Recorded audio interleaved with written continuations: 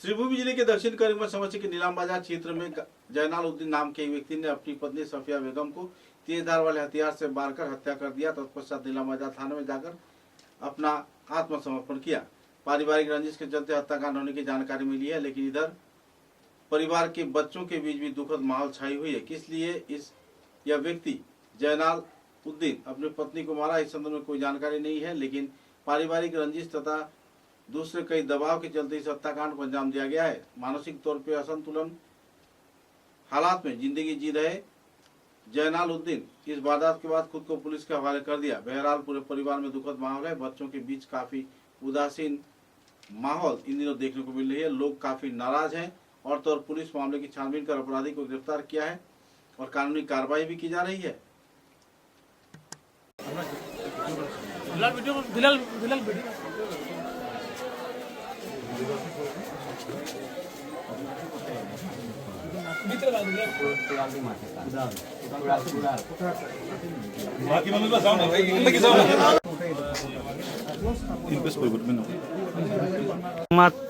তোমার মার নাম কিতা?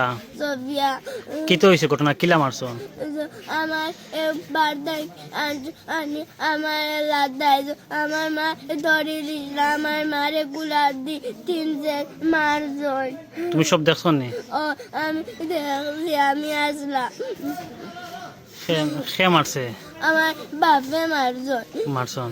ও বাদে কিতা করছন? বাজার তান কুড়াল দৌড়াইয়া গেছো কুম্বা দি।